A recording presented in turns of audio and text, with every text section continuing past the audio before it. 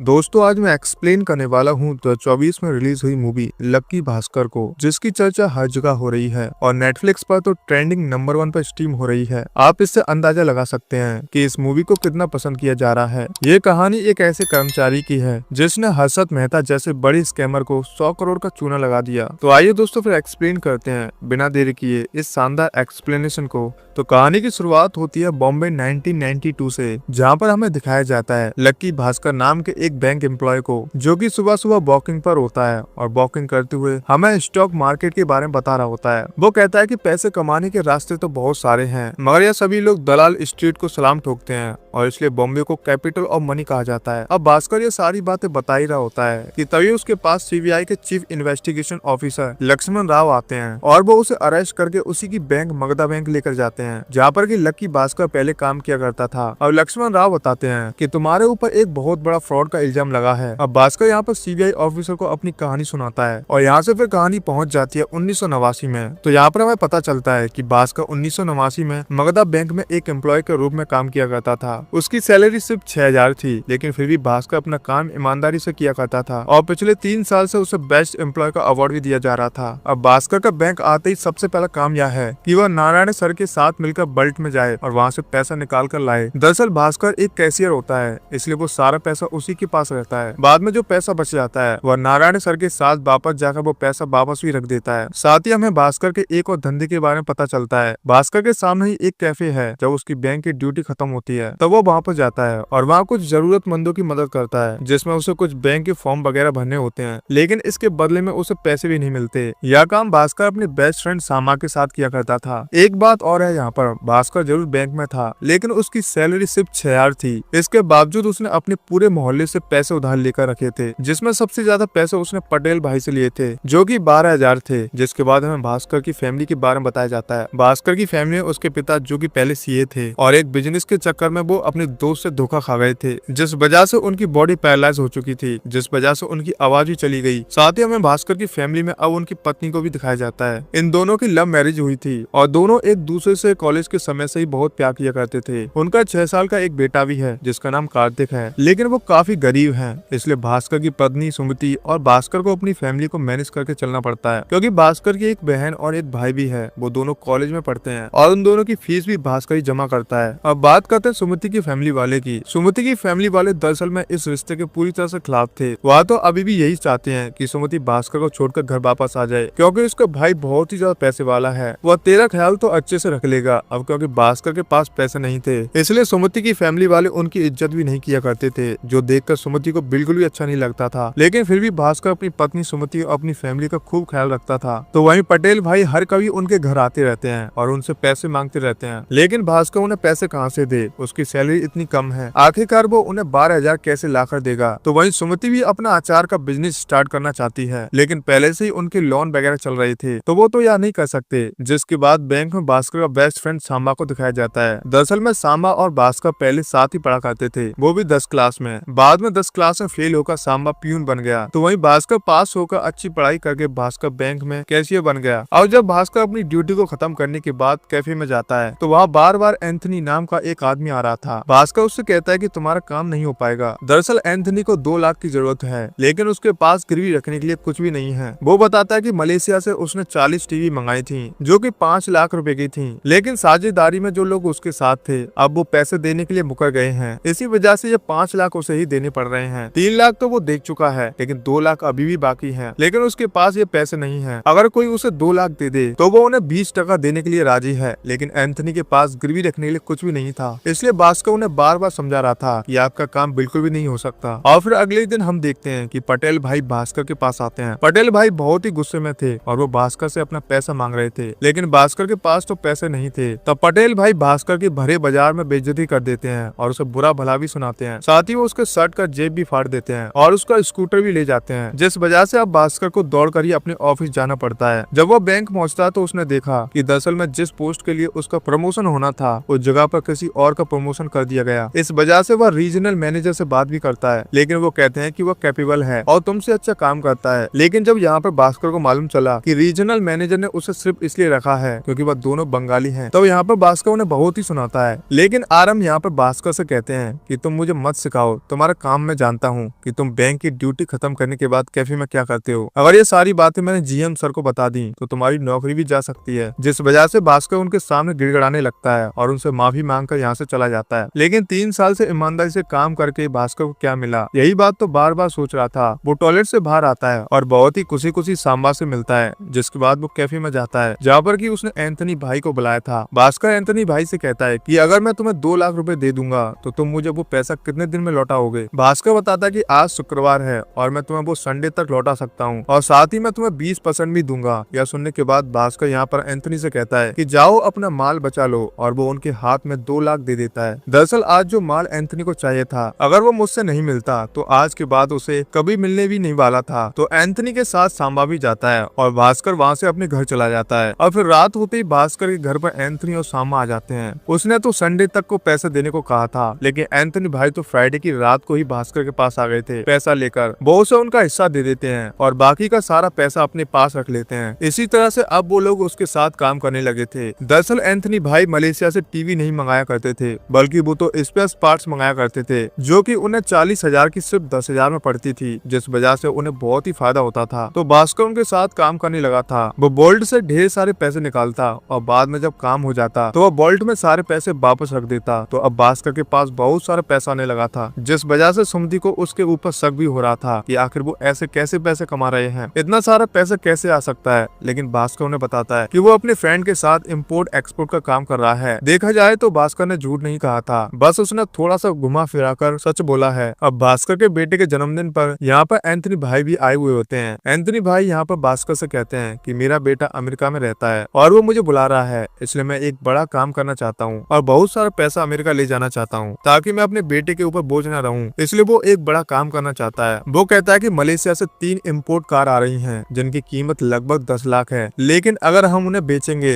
तो उनकी कीमत लगभग 50 लाख रहेगी। लेकिन दिक्कत यहाँ पर यह है कि भास्कर अब तक बोल्ट से सिर्फ 2 लाख ही निकाला करता था, लेकिन अब उसे 10 लाख निकालने हैं। नारायण सर के सामने वो 10 लाख की बड़ी रकम निकालने में थोड़ी सी प्रॉब्लम हो सकती है, इसलिए वो उन्हें थोड़ा जाल में फंसाने की कोशिश करता है। वो उन्हें बिजी रखने की कोशिश करता है, लेकिन वो तो बिजी हो ही नहीं रहे थे। वो तो बोल्ट के अगल बगल में ही थे। उन्हें समझ नहीं आ रहा था कि आखिर अब करना क्या है। तब भास्कर एक प्लान बनाता है। जब वो लोग पैसे वापस रखने के लिए जा ही रहे थे कि तभी भास्कर अपने बेस्ट फ्रेंड सामा से कहता है कि वो नारायण के पास कॉल करे और उन्हें बातों में उलझा ले। जैसे वो बातों में उलझते हैं तो यहाँ से पैसे रखने के बहाने से 10 लाख रुपए निकाल लेता है और अपने सूट केस में रख लेता है। तो वहाँ से वो पैसा निकालने में तो कामयाब हो गए थे, लेकिन अभी भी एक बहुत बड़ी प्रॉब्लम इनका इंतजार कर रही थी। जिस इंसान से उन्होंने इन कार की डील्स की थी अब वो जेल में है और अब उनके पास कोई डीलर भी नहीं है, लेकिन अभी भी उनके पास 2 दिन थे। इसलिए भास्कर उनसे कहता है कि हम आज रात ही डीलर को ढूंढेंगे। एंथनी भी अपना पूरा जोर लगा देता है और बहुत सारे कार डीलर्स के पास कॉल करता है और रात को ही उन्हें एक डीलर के बारे में पता चल गया था जो कि गोवा में है और वह यह कार खरीदने के लिए मान गया था। सबसे पहले तो वो इन तीनों कारों पर सरकारी नंबर प्लेट लगाते हैं ताकि इन कारों को कोई पुलिस वाले न रोकें, लेकिन बीच में पुलिस वालों ने इन्हें रोक लिया था।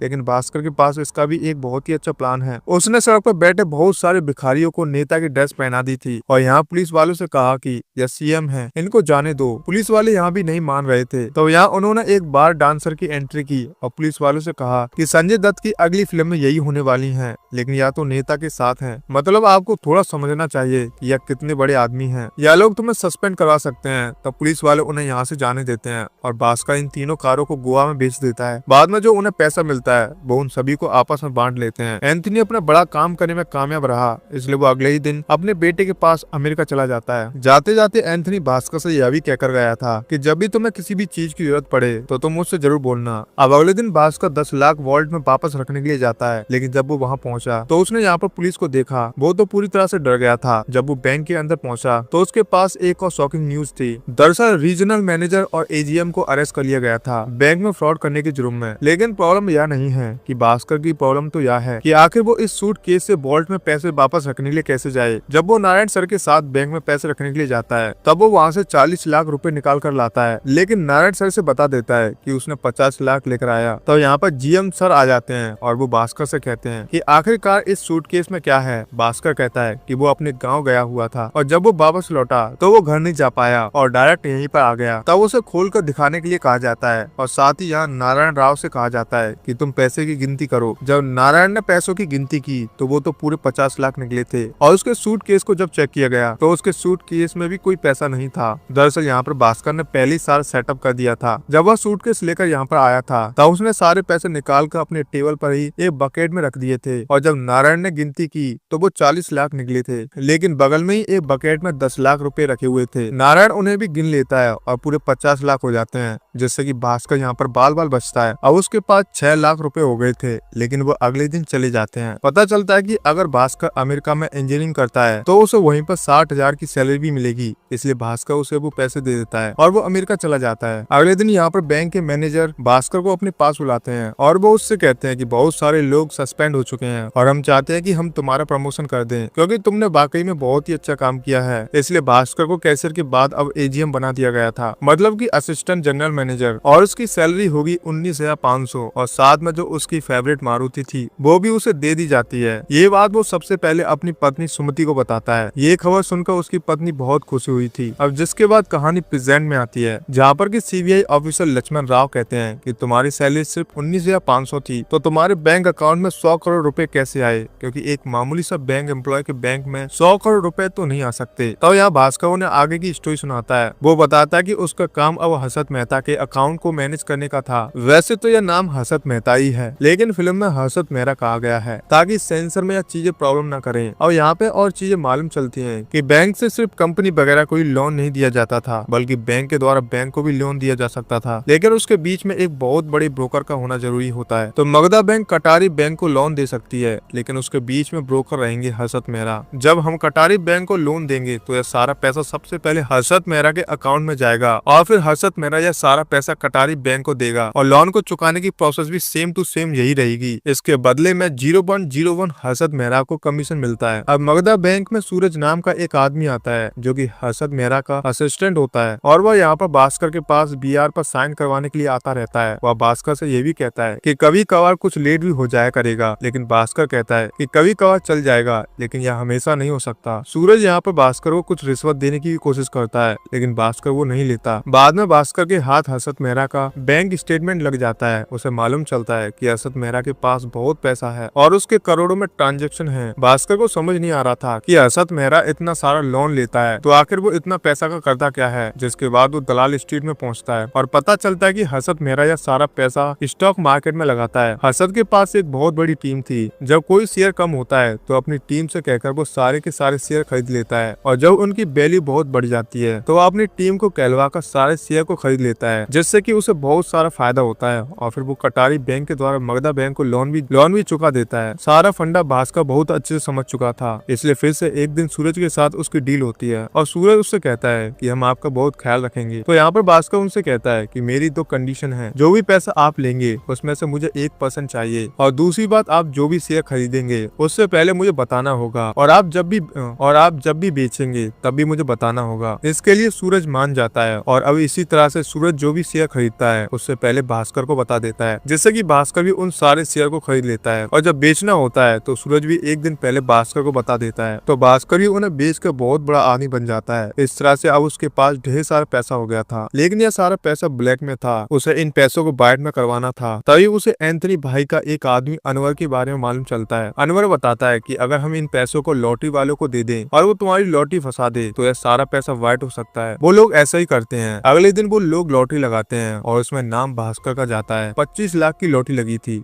लेकिन उसे सिर्फ 17 लाख ही मिलते हैं टैक्स को काट कर। लेकिन इतना भी वाइट पैसा बहुत होता है। तो अब तो भास्कर के पास बहुत सारा पैसा था। उसके पास इतना पैसा था कि वो तो पूरी की पूरी शॉप को खरीद लेता था। वो अपनी बहन की शादी भी बहुत धूमधाम से करवाता है, और अब तो उसने एक बहुत ही महंगी कार ले ली थी। अपने एरिया का सबसे बड़ा आदमी बन चुका था भास्कर। और जो काम सुमति स्टार्ट करना चाहती थी, मतलब कि अचार का बिजनेस, उसने वो भी स्टार्ट कर दिया था। साथ ही पटेल भाई जो कि उसे पहले तंग किया करते थे, उसे ही वो मजा चका देता है। भास्कर के पास बहुत सारा पैसा तो आ चुका था, लेकिन उसका बिहेवियर थोड़ा बदला बदला सा था। यह चीज सुमति ने देख ली थी, क्योंकि वो किसी से ठीक ढंग से बातें भी नहीं किया करता था। उसके पास सिर्फ पैसा था, लेकिन यह सुमति ने अपना पुराना वाला भास्कर खो दिया था। भास्कर के अंदर इतना एटीट्यूड आ चुका था कि वो तो किसी से भी ठीक से ढंग से बात ही नहीं करता था, जिस वजह से भास्कर की कई बार सुमति से लड़ाई भी हुई। उन दोनों के बीच में अक्सर झगड़ा होता रहता था। कुछ दिन बाद भास्कर के पास कटारी बैंक के मैनेजर आते हैं। दरअसल में वो यहाँ पर एक लॉकर खुलवाना चाहते हैं। इसके लिए भास्कर कहता है कि आपको आने की क्या जरूरत थी, आप बस मुझे एक फोन कर देते। तभी कटारी बैंक के मैनेजर की नजर पड़ती है कटारी बैंक के बीआर पर। उन्हें देखकर वो हैरान रह जाते हैं। वो कहते हैं कि हर्षद मेहरा ने उन्हें धोखा दिया है। वह सिर्फ 1 से 2 करोड़ के बैंक रिसिप्ट पर ही साइन किया करते थे, लेकिन यहाँ मालूम चल रहा था कि हर्षद मेहरा ने कटारी बैंक के नकली कागज बनाकर मगधा बैंक से 90 करोड़ का लोन ले लिया था। यहाँ तक कि कटारी बैंक के मैनेजर के साइन भी उन्होंने नकली कर लिए थे, जिस वजह से अगर यह बात लीक होती है तो इन सब में कटारी बैंक के मैनेजर और मगधा बैंक के एजीएम मतलब कि असिस्टेंट जनरल मैनेजर भी फंसेंगे और इनका जेल जाना तो एकदम तय है। यह बात कटारी बैंक के मैनेजर को बहुत अच्छे से मालूम चल चुकी थी, तभी उन्हें एक हार्ट अटैक आता है और उनकी जान चली जाती है। यह देखकर यहाँ पर भास्कर को बहुत तेज गुस्सा आया था। वो तुरंत ही सूरज से बात करता है कि आखिर तुम लोगों ने हमें लूटा है, आखिर तुम ऐसा कैसे कर सकते हो। भास्कर कहता है कि अगले बीआर से पहले तुम्हें पैसों को सेटल करना होगा। तो यहाँ सूरज कहता है कि अगर नहीं किया तो क्या कर लोगे, क्योंकि तुम भी तो हमारे साथ वैसे भी मिले हुए हो। भास्कर समझ चुका था कि वो एक बहुत बड़ी प्रॉब्लम में आ चुका है कि तभी उसके पास पुलिस स्टेशन से कॉल आता है और मालूम चलता है कि सांबा को पुलिस वालों ने अरेस्ट कर लिया है। सांबा बताता है कि वह इलीगल कामों में चला गया था, जिस वजह से उसे बहुत सारा लॉस हो गया और अब तो वह पूरी तरह से बर्बाद हो चुका है। लेकिन तभी भास्कर ने उसकी मदद की, जिसके बाद हम देखते हैं कि सुमति की फैमिली वालों को भी पैसों की बहुत जरूरत थी। लेकिन यहाँ पर भास्कर की सुमति ने बिल्कुल मदद नहीं की, क्योंकि पहले जब उन्हें पैसों की जरूरत थी तब उन्होंने मदद नहीं की थी। तो यहाँ सुमति की माँ सुमति से कहती है कि अचार का बिजनेस का आइडिया उसका था, आखिर उसका क्या होगा। तो यहाँ सुमति को गुस्सा आता है और वो अपने पूरे बिजनेस को ही बर्बाद कर देती है। वो सब कुछ तोड़ फोड़ कर इस शॉप को बर्बाद कर देती है। साथ ही सुमति भास्कर से कहती है कि प्रॉब्लम या नहीं है, प्रॉब्लम तुम हो, क्योंकि मुझे अपना पुराना भास्कर चाहिए। अगर मेरे पास ढेर सारा पैसा भी आ जाए तब भी मैं कुछ नहीं कर पाऊंगी, लेकिन मुझे मेरा पुराना वाला भास्कर चाहिए। तभी यहाँ पर बहुत सालों के बाद भास्कर के पिता आज बोलते हैं और वो भास्कर से कहते हैं कि मुझे तुम्हारे फ्रॉड के बारे में सब कुछ मालूम है, मैं सीए हूँ, इसलिए मुझे बेवकूफ बनाने की कोशिश मत करना। वो कहते हैं कि तुम जुआ खेल रहे हो, लेकिन जुआ खेलना बुरी बात नहीं है, उसे कब रोकना चाहिए यह सबसे बड़ी बात है। भास्कर को कहीं न कहीं अपने पिता की बात बहुत ही अच्छे से समझ आ चुकी थी, इसलिए सूरज जब अगले दिन बीआर पर साइन करवाने के लिए आया तब वो उस पर साइन नहीं करता। बाद में भास्कर के पास बैंक के मैनेजर का भी कॉल आता है कि वह बीआर पर साइन वगैरह क्यों नहीं कर रहा, जिस पर कि भास्कर कहता है कि मैं अभी कर दूंगा। लेकिन वह हमेशा सूरज को इग्नोर करता चला रहा था और बीआर पर साइन करने से हमेशा बच रहा था। इसी बीच उसने बहुत सारी चीजें सोच भी ली थी, साथ ही अब वो एक अच्छा इंसान बन गया था। पटेल भाई से उसने माफी मांगी और जो कि उनकी स्कूटर उसने तोड़ दी थी वो उन्हें वापस करता है। साथ ही अब उसके बिहेवियर में फिर से चेंजेस आ चुके थे, वो एक अच्छा आदमी बनता जा रहा था। तो यहाँ भास्कर अपनी पत्नी से कहता है कि मेरे पास कितना भी पैसा आ जाए, कितना भी बड़ा आदमी बन जाऊं, लेकिन मैं तुम्हें हमेशा में पुराना वाला भास्कर ही बनकर रहूंगा, यह मैं वादा करता हूँ। जिसके बाद मैनेजर भास्कर को अपने पास बुलाते हैं। वो भास्कर से कहते हैं कि आखिर तुम बीआर पर साइन क्यों नहीं कर रहे हो, जिस पर कि भास्कर कहता है कि अब वो साइन इन बीआर पर साइन नहीं करेगा, क्योंकि यह लोग पहले का सेटलमेंट नहीं कर रहे हैं, इसलिए वो इनका काम आगे नहीं कर पाएगा। मैनेजर उसे फोर्स करते हैं, तो यहाँ पर भास्कर अपना इस्तीफा दे देता है और साथ ही कहता है कि वो अपने बैंक में इस तरह से गद्दारी नहीं कर सकता। साथ ही जाते जाते वो सारे के सारे एम्प्लॉय को बताकर जाता है कि इस बैंक को उसने अपनी माँ की तरह माना है, इसलिए वो इस्तीफा दे रहा है और अब से वो यहाँ पर काम नहीं करेगा। अब कहानी प्रेजेंट में आ जाती है, जहाँ पर कि लक्ष्मण राव सीबीआई के ऑफिसर हैं। यहाँ भास्कर से कहते हैं कि बात कभी हर्षद मेहरा के पैसों की थी नहीं, बात तो तुम्हारे पैसों की है जो कि तुमने स्टॉक मार्केट और बाकी धंधों से कमाए हैं। उन सारे पैसों को मगधा बैंक में तुम्हें वापस करना होगा। और यहाँ पर मालूम चलता है कि सीबीआई के इन्वेस्टिगेशन ऑफिसर लक्ष्मण राव भी यहाँ मगधा बैंक के मैनेजर से मिला हुआ था। बैंक के मैनेजर बताते हैं कि कटारी बैंक के जो नकली कागज तैयार हुए थे और जो नकली साइन तैयार किए गए थे